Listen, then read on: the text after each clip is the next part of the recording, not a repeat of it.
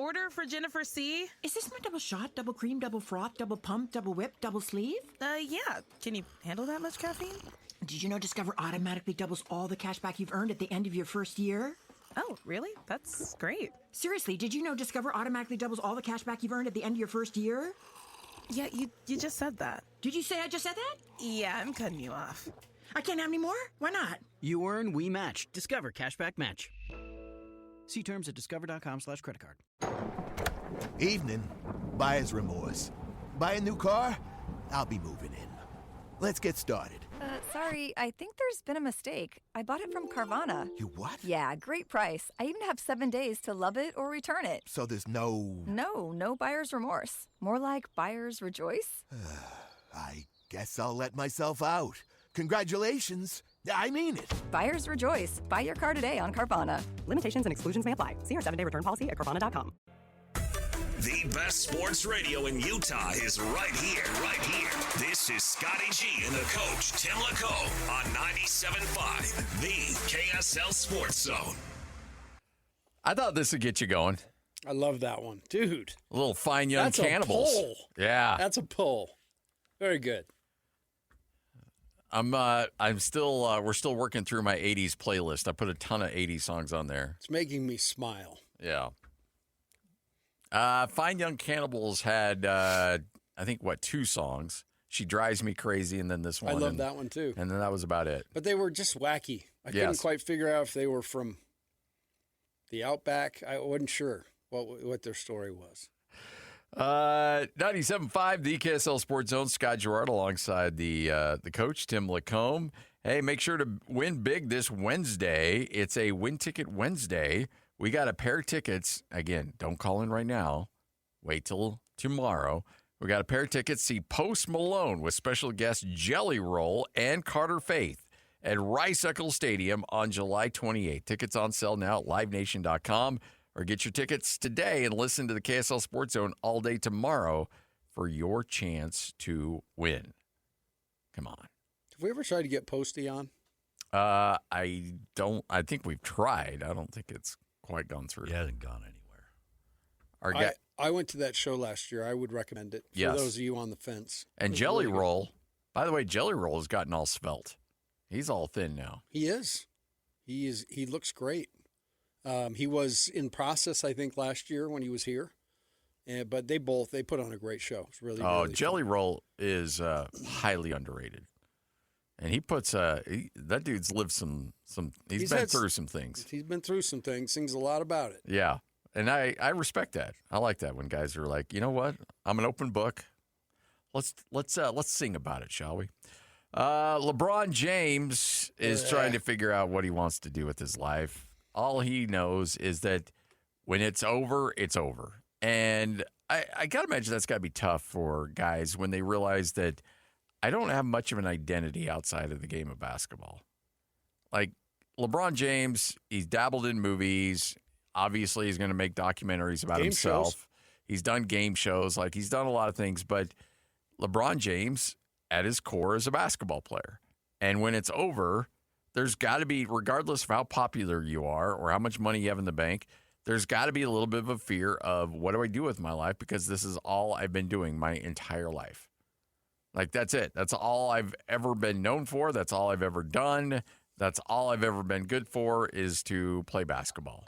And I try to get into other areas and try to broaden my horizons, but not nearly, even remotely as close as successful as it comes to, playing hoops.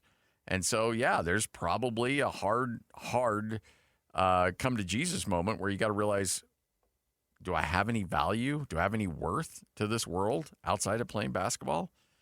I don't know. Maybe I'm overthinking this too much. I can see how it would be difficult to walk away from for selfish reasons. I do too. And I got no issue with, he may just be like, how Tony talks about everywhere he goes, TJ, he talks everywhere he goes and finds a pickup game. He's in Vegas playing at Tarkanian. His 24-hour fitness games are of lore, right? Like, there's stories written about those types of things. By the way, have you seen Tony play? I've not. Lloyd, I've never actually seen him play. He talks a big game. No, I have. I haven't seen him play since we had the media event with why am I going? Oh, the on preseason. the preseason media event that they had, and where they beat the heck out of all the media members to show their dominance. How unathletic a lot of them really are. No, I haven't seen them since What then. makes you guys worthy of commenting on our guys? We see how bad you are. Nice shot, Fake Jones. Yeah. No, I think Tony can actually play. I do.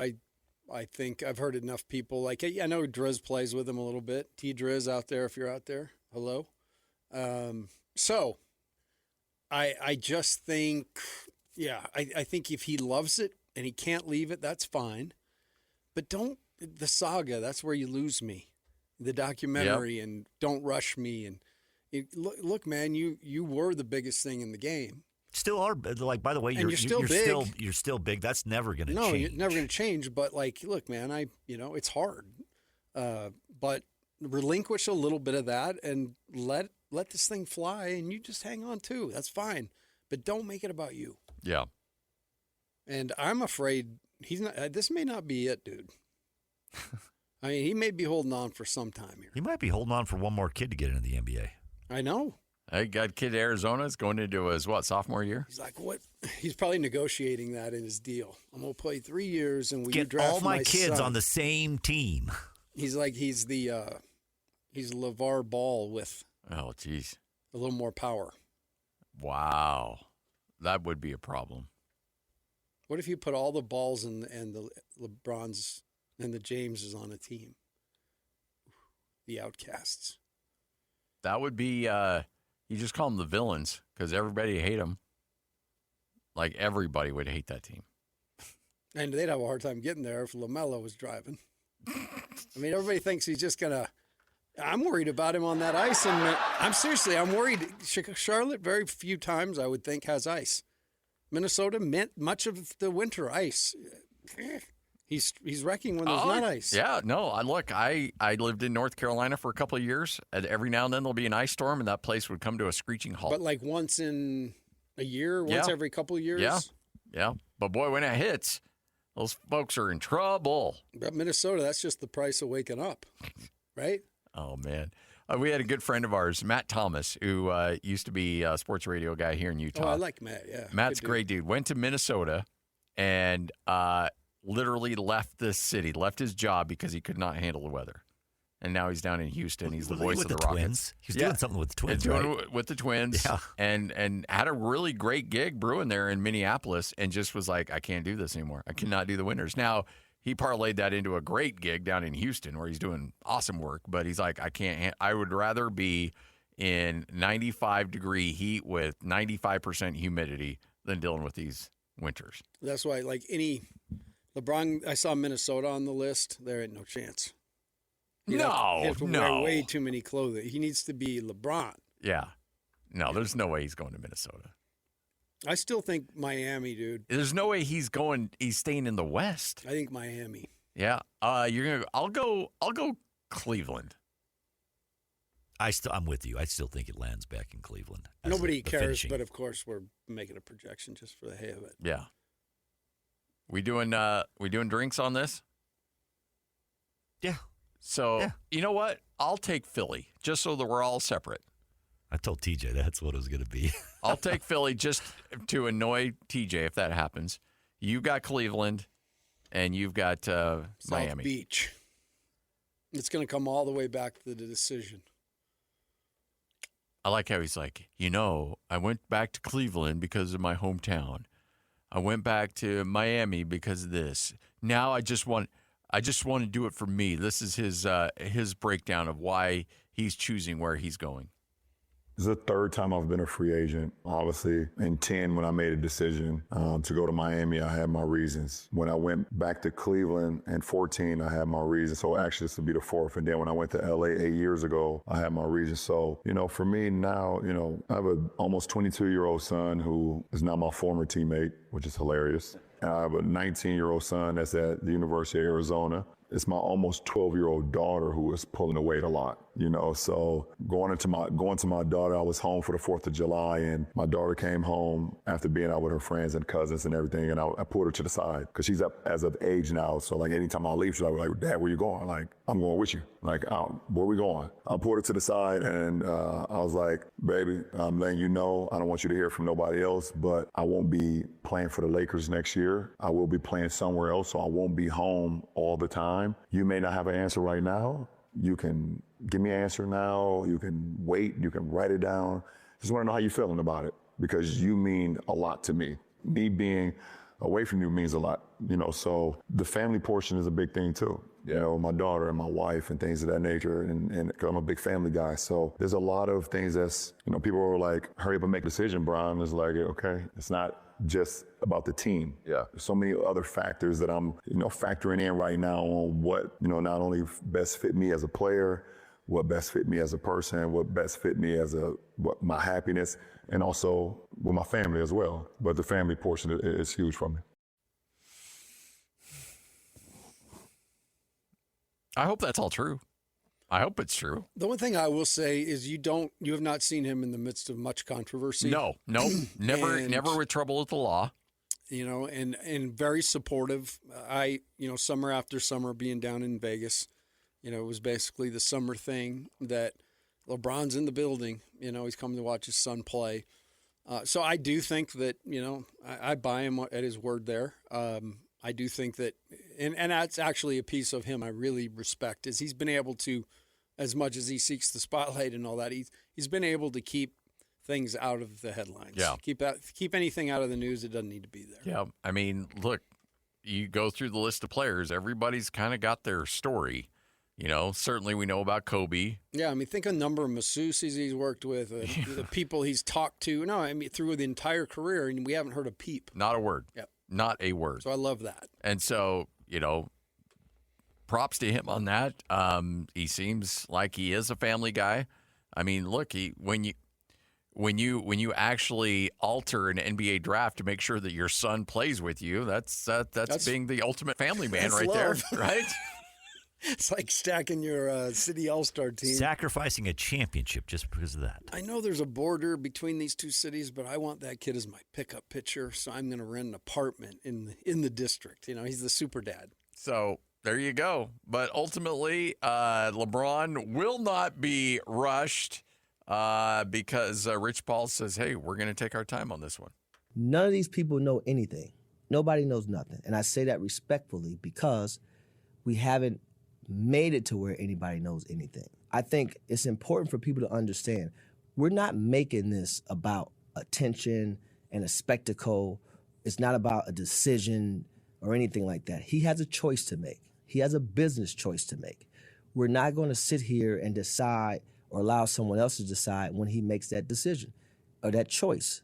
It's a business choice that he's making. And I think as an athlete, why is it that an athlete has to rush his choice? From a business perspective, you are making a choice between jobs, high-level jobs, and you've earned the right. You're a big-time executive that's with an unbelievable, arguably the best resume in the history of your job. Who's rushing you? Okay. Nobody.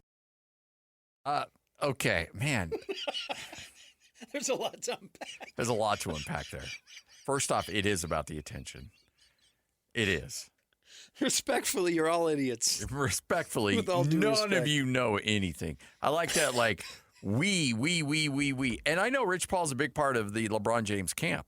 Probably your number one guy in that camp. But still, bro, this we stuff's got to stop. Like, LeBron, it's LeBron's decision, not our decision. It's his decision. The other thing, too, is I'm going to give him this. I feel weird doing this, but if I'm LeBron James and I have Adam Silver call me up like, hey, man, we got our schedule put together. We really need to make a decision. And that's the point where I'm like, okay, I'm going to take my time now. Because, Adam, you need me a lot more than I need you. And so if it means I'm going to tack on an extra week or two, so, and it's going to put your nerds that put the schedule together in a little bit of a bind, then I'm just going to enjoy it a little bit more. That part I'm going to give LeBron because I don't want Adam Silver, of all people, coming and barking at me about making my decision. I loved how he said, that he's an executive and, he's going to take this time and what's to rush him. Well, a schedule.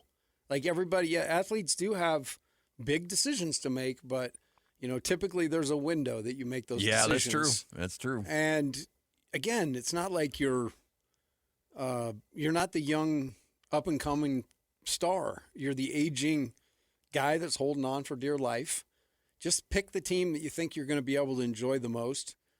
And if your past is any indication, pick the team you think you can win a title with. Yeah.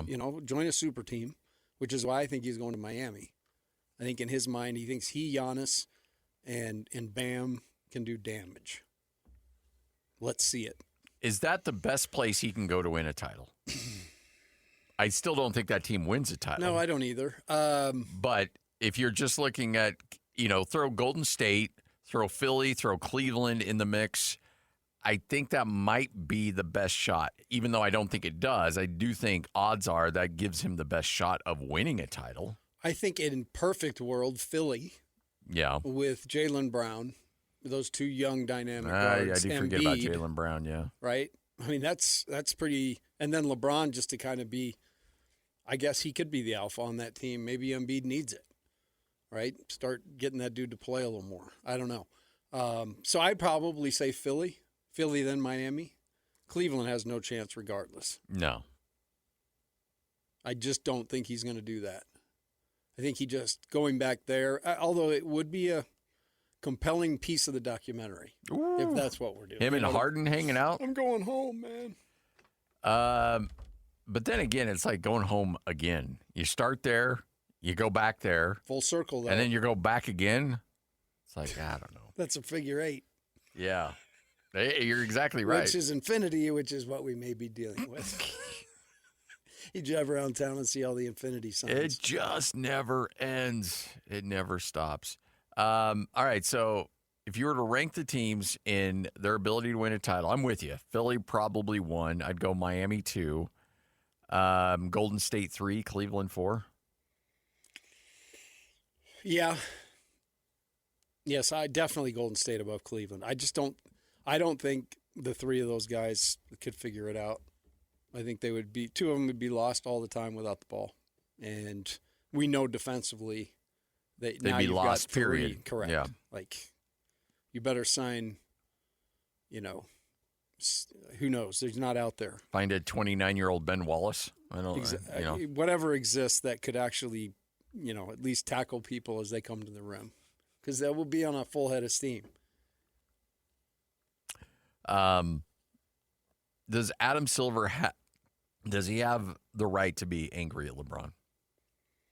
Yeah, but I also believe he's allowed nonsense to go on for so long that it's almost like, if you're going to worry about being tardy, you need to start enforcing it, Mm-hmm. And I do feel like this is, LeBron has been able to kind of do his thing throughout this whole process. You can't convince me otherwise that the Luka thing was not a big production, Yes. I mean, the fact, it just reminded me yesterday that they got 1 first-round pick unprotected. They got Anthony Davis, who's no longer there. I mean, just an absolute swindle of the century, right? Adam Silver, in my mind, looked the other way on big things before. So I think this is probably, if there is joy in this, he's uncomfortable. Because I don't mind if he's uncomfortable. Yeah. No, look, when you let the inmates run the asylum, you can't be upset when they make the decisions that you don't like. When the cafeteria is on fire. Yeah, exactly. Like, you kind of let this happen. You can't all of a sudden rein it back in like, okay, now I need it. Well, no, you pretty much have put up with anything I want to do in the past, and you'll continue to do that. Because it's well within my rights to take as long as I want to decide where I'm going to go. We should actually try to pick the date instead of where he's going. Like, we should see how long try to pick how long he drags this thing out. All right. What's today? The 21st? What's the latest day how long could he drag it out? That's a good question. I don't know. All right. Over under July 27th, Monday of next week. at noon. I'm going to go Monday at noon? Monday at noon, July 27th at noon. There is no deadline, by the way. He does not have a deadline of making a decision. I'm going to pay. I feel like there would be, though. I'm going to go next Thursday, whatever date that is. So you're going to go over. Mm-hmm. By a couple days. Yeah, maybe that's a bad line. Maybe I said a bad line. I feel like he's going to irritate Pioneer him Day. more. It's happening on Pioneer Day. Oh, so you'll go under. Yeah, you know, I think it's going to happen over the weekend. Yeah, I feel like it's going to be pretty close. I'll take the under on that one. Okay. Look at us getting all crazy. We're Swords being the heck out of the show today. Okay, on that one we got peanuts. The other one we got some drinks. beverages. Yeah. Beverages to go Well, with just peanuts. for all of us, let's hope he makes one, man. Let's make one and then let everybody do their thing, get the schedule out. That's a big part of it. TV's wanting to have him film. It's like the Rocky movie. They'll film LeBron being filmed in his last season. I play Rocky. 11:25. Lloyd has not been this fired up for a movie. Can you remember the last time you were this excited? I actually really can't. I'm being serious. I want to put a am request so in. Excited. I'm taking the day off. If there's any way. Well, I mean, that's not a real, That's not a rare occurrence. Are you off tomorrow? No, I am here. I'm off Friday. Because tomorrow's your soundtrack day. Yes. And I would love it if you it is my soundtrack. Bring some Rocky in. Ooh. I was going to originally when I found this was going to happen, but I almost want to do it to celebrate in November when it comes out. I get it. So you know what? Do you? I can do it twice. You know what? Sports radio is not linear. This is true. I've heard this. You can do it in November, and nobody would remember that. Like, this is true. He played those back in July. Did I though? Yeah, exactly. You think LeBron will make a decision by November? Hey, look, I still think he should just sign 10 days with every team in the league. And get a gift. Yeah, everybody gets crazy jersey sales. If there is a serious path to him being able to do that, he would do it. It feels like it. And then end with the championship team. Yes. No, it's like it's like a Survivor League, you know.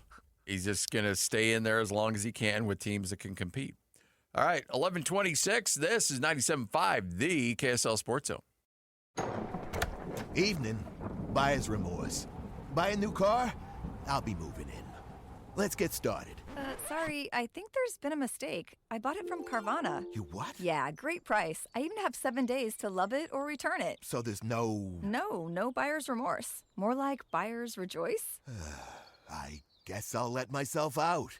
Congratulations. I mean it. Buyer's rejoice. Buy your car today on Carvana. Limitations and exclusions may apply. See our 7-day return policy at Carvana.com. It's time to saddle up and talk about the winners and the losers. This is the good, the bad, and the ugly. Now, here's the good. Wells is ready. He throws. Caleb swings and drives one high in the left field. It is way back and is gone!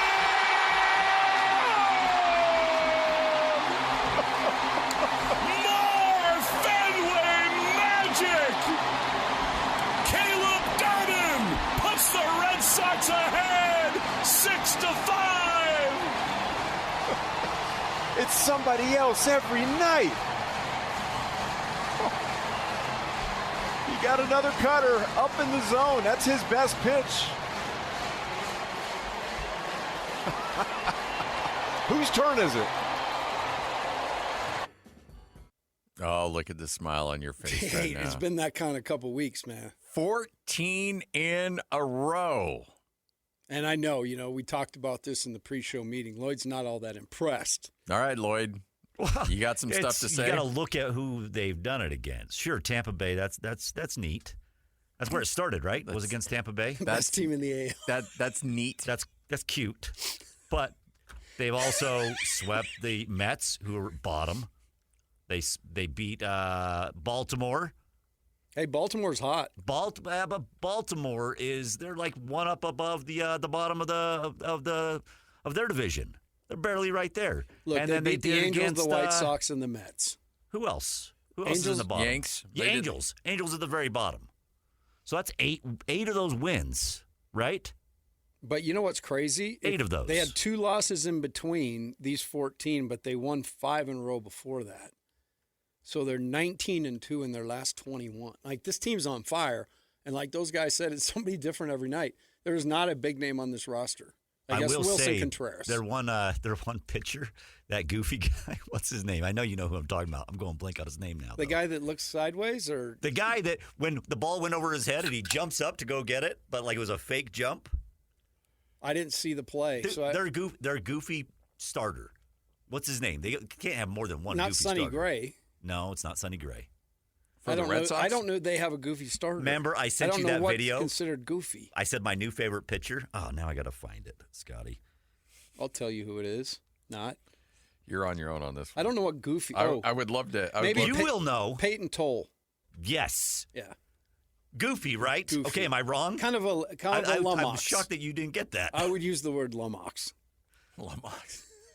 Yeah, he's the guy. Remember, I sent you that chopper that went over, that like went, and he like did a little fake like jump towards it. I saw better play at the Murray All-Star game that day when I was questioned upon leaving. Yeah, but that guy, I like him a lot. I like him too.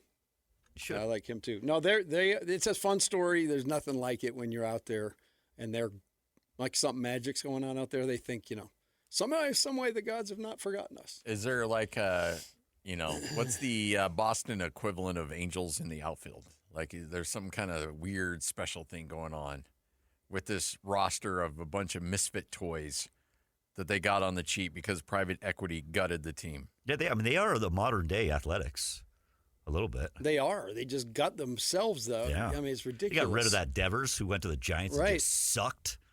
Well, maybe they knew something.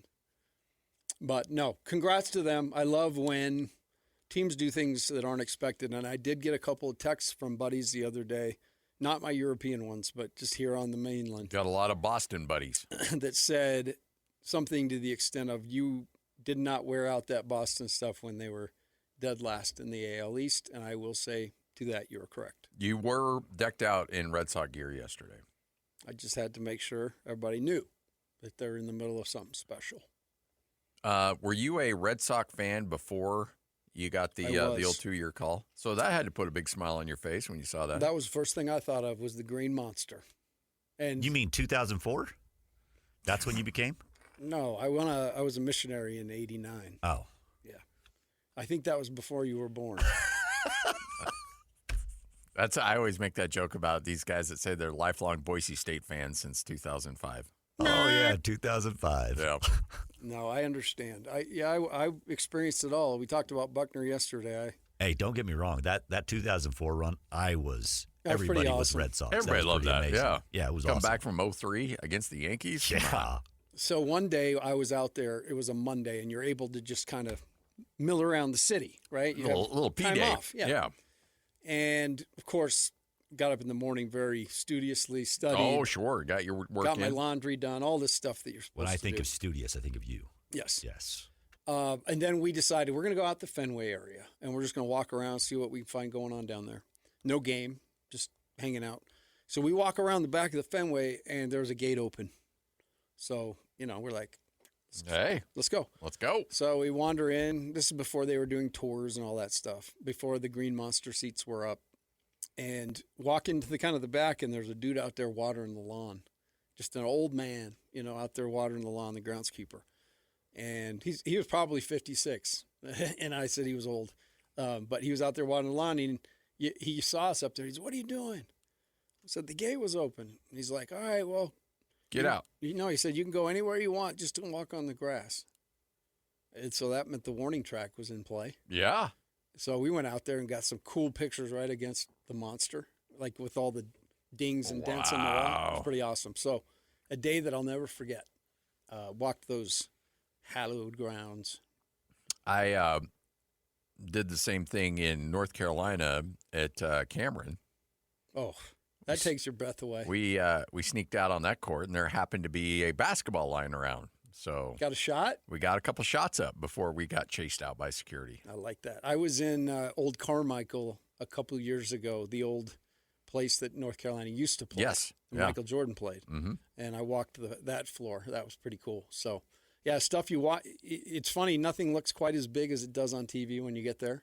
100%. Have you been to Fenway? I've not been to Fenway. I'm embarrassed to say We're going to that. make that happen. That's going to be a couple's trip. Jess, Lloyd, Rach, Tim. I like it. Jen, Scotty. Every time you say Scotty. Do you do that on purpose? What? Scotty. Scotty. Bowler. Scotty. Tim. Scotty. Lloyd. Oh, man. Yeah, no, I'm embarrassed to say I've not been to Fenway. I've been to a lot of great places, but Fenway is haven't quite made that happen yet. All right. There's your good. Let's get to the bad. Now the bad. Tough story here. Georgia running back Dante Dowdle hospitalized after an ATV accident. Was transferred from Georgia to Georgia from Kentucky. Was injured near his home in Mississippi. He's injured. Kirby Smart said, "We don't know when his return will be. I don't know the specifics of it, to be honest with you. It was a recreational vehicle, and he had some serious injuries."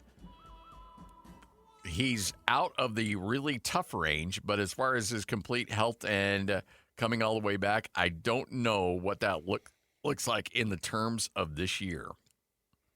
That is not a good, glowing recommendation in terms of his ability to play the game of football here in the near future. ATVs and athletes, man. They don't mix. No. We actually dodged a bullet. Caleb Lohner, on his visit to BYU, rolled one of those side-by-sides. But it was luckily caged up and nobody got hurt. But the next year was when Madi Sissoko was up there and rolled and messed up his hand pretty bad on one of those trips. So ATVs and athletes, just wait till you're done. Yeah. Or just take it like I do, like you're driving a golf cart. Yes, very, very slowly. Not a bullet. Who was I? I was golfing with somebody the other day that was crazy aggressive with a golf cart. I can't remember, but I'm not a big. I don't like that. Like, hey, man, we'll get there. Take your time. It's all right. If I hit the ball, it'd be like, it's only 130 yards up. Just slow down. Why'd you give him that look? I think you should probably dump that, Lloyd. You should probably dump that. Oh, man. For the guy who's supposed to be in charge, you do get a little fast and loose sometimes. I don't need you to do that to me right now. Don't do that. I don't need that from you. Just saying. When do as I say, not as I. It was like a year ago. It feels like it was like 10 years ago. No, it was 10. It was like it was maybe 18 months at most. Even Alex forgot. Jeez. All right.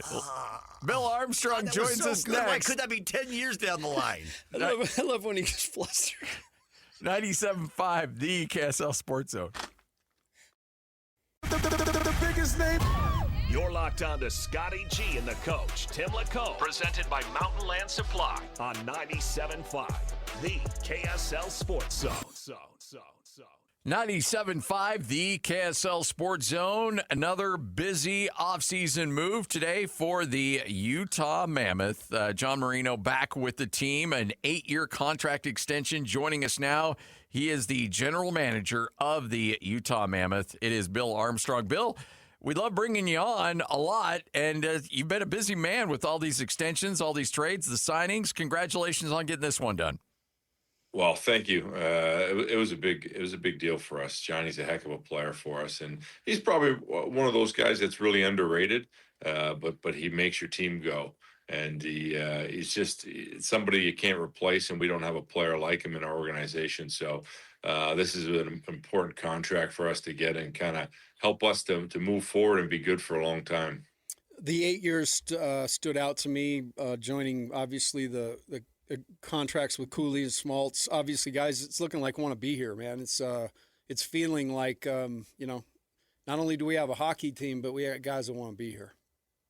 Yeah, well, it's an easy place to want to be here. Utah is incredible. I mean, let's be honest. You walk into the Delta Center for a game, and what Ryan and Ashley Smith and SCG have done there is create an incredible rink. It was a place where you watch concerts and basketball, and now it's a hockey rink too. Yeah. And they've done a great job at just contouring the stands around it, trimming the ends up. It's loud. It's one of the loudest places. So, for players, they get spoiled. Looks like we may have lost Bill. We're trying to get him back here. Bill Armstrong, general manager of the Utah Mammoth, right here on 97.5, the KSL Sports Zone. By the way, you see video and you see some clips of the renovations going on right now. How cool does it look? The overhang. The overhang's going to be absolutely incredible. There's going to be so many awesome elements to this thing when it's all said and done. It's going to be great, and the pace that they're working on this thing. I mean, they're working day and night against the clock to get it done, and they will. It's just the way we do things around here. But no, it's just like our team, man, building and building fast. And there's just no rest for the weary at all when they're putting this thing together for sure. But John Marino signing an 8-year contract extension with the Utah Mammoth, that becoming official earlier today. So he's locked in, came to the Utah Hockey Club a couple of years ago, was with New Jersey, then Pittsburgh. It's been really fun watching his progression as a player and what he's turned into because he's just been an absolute force. Well, he was, he said he's underrated, and this is definitely an underrated stat, but he was second among defensemen in plus-minus last season. So, I mean, a guy that wins individual battles for sure. Bill Armstrong back with us. And when you're putting together an 8-year extension, I mean, obviously, the immediate short-term health. How hard is it to kind of project where that player is going to be in year 5, 6, 7 of that contract? That's a great question. I think it's you just kind of go off what's been done in the NHL before, and D-men typically mature later, and somewhere from 20, 28, 29, they kind of hit their peak, and they can run it all the way to like 34, 35, and some guys 36 of upwards. And with Johnny, we felt like maybe even longer because of the simple sense that he's only played 300 and some odd games in the National Hockey League, so he's still got a lot of games in him. Sometimes when players get a lot of mileage on them, they don't make it, past 1,000 games. And for John, he's hasn't played a lot of games in the National Hockey League, and I think that's also a good thing in the sense I think there's more growth in him still ahead. He's a pretty unique player. Like, he can really move a puck. He's probably our best puck mover. And all the forwards on our team want to play with him. They get the puck at full speed right on the tape, and he's a lead at it. I think the other thing that you consider when you're signing a long-term deal with him, and is the fact that he's a unique player that every time he's on the ice, something good happens. I mean, the plus minus that he had last year is just absolutely incredible, and he's probably one of our favorite teammates on the team, and a really underrated player. And we felt like we get this deal done, this could make us good for a long time. I know you and Chris have joked in the past that, although you're two Canadians, you have no issue signing a bunch of American players. Another one in the fold, which I love. But the question, Bill, I have for you is urgency. We think all the time, guys in your position, pushing and being urgent. But how important is patience in your job?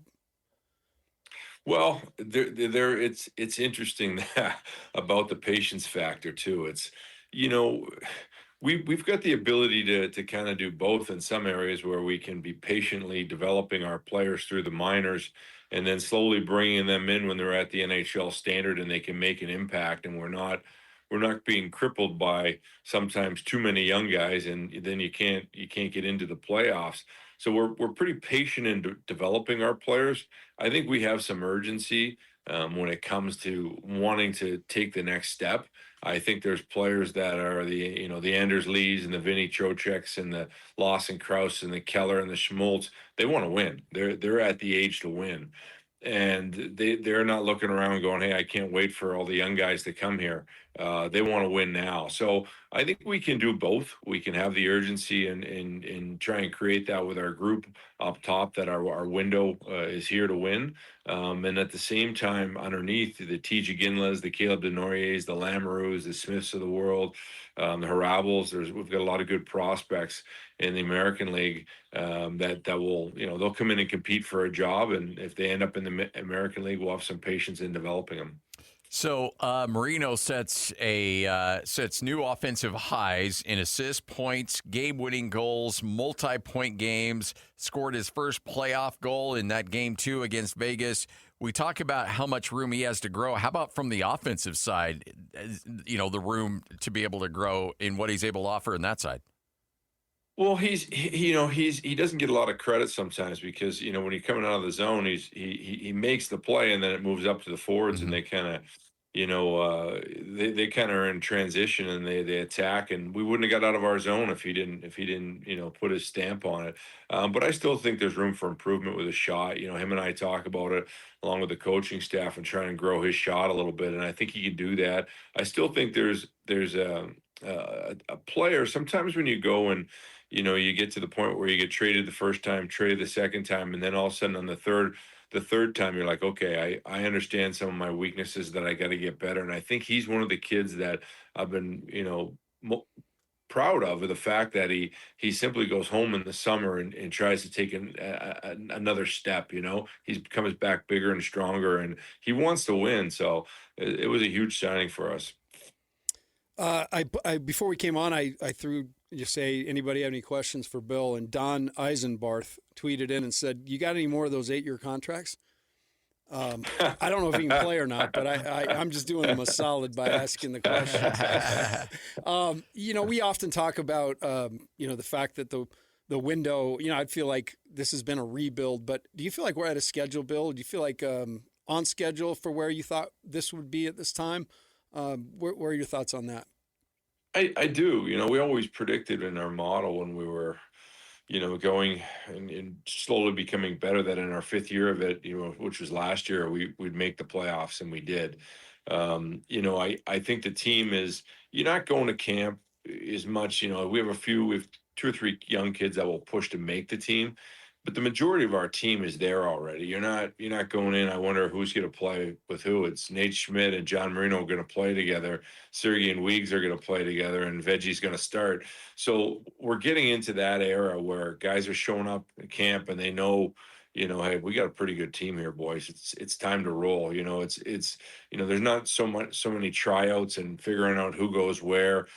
Clayton Keller, where he goes, where Nick Schmaltz goes, and where Krauser goes. And so we're getting to a good era of our team, and our expectations are to make the playoffs. It's a hard thing in the National Hockey League just to make them.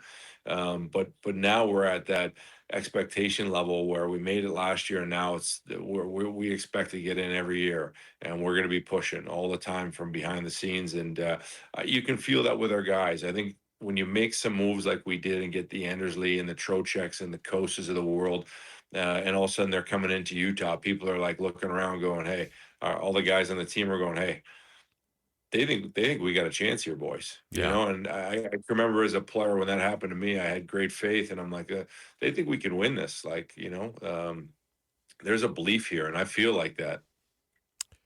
How much does it help your state of mind when you sign a guy to a contract coming off a year where he played 80 games because he was such a fixture for you in that lineup? Well, it's always a positive thing when you got some guys that go in the lineup and play close to all 82. It's a good thing, and it's hard when you don't have your guys in the lineup. It's hard to win, and there's no excuses in the National Hockey League. I think we've built some great depth this year with our group. I feel like, if this happens, that happens, we've got some depth. And I kind of like, nobody really remembers the injuries at the end of the year. Like, no one comes, oh, so sorry you didn't make the playoffs. Yeah. You had 3 injuries in the month of December that really crippled you. Like, nobody cares. Like, it's next man up for us. And as long as you got the depth and the young guys that'll come up and fight, and that's what I love about where our team is right now. We got some depth on our team, and you need guys to play all 80, but if they don't, or 84 this year, if they don't, then you get a chance with some depth, and I like the depth that we've built on our club.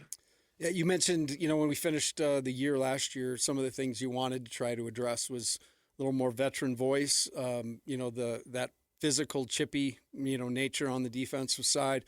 Do you feel like the things you've wanted to address, you have? Yeah, I think with Anders Lee, he's a big physical guy. That's that can come in and really play with good players. The other thing too is I think when you add in like Lamoureux's got a chance to come in and play. You got Simashev, he's like 6'5", 230. Daniel Boots like pushing 6'6", 230. And he's going to be a year older competing for a job. And I do feel like those guys can have impact this year, and they're going to give us some size and physicality and the way that they play and how hungry they are to go at the net. I think we made some strides in just becoming a better team that plays more on the inside and plays harder in front of the net. So I do believe some of the ads we've made have helped us, and the Vinny Trocheks of the world too. He's a savvy player that also goes to the front of the net. So I do think the ads that we've had give us a little bit of what we didn't have last year. So since we've talked, you got a schedule.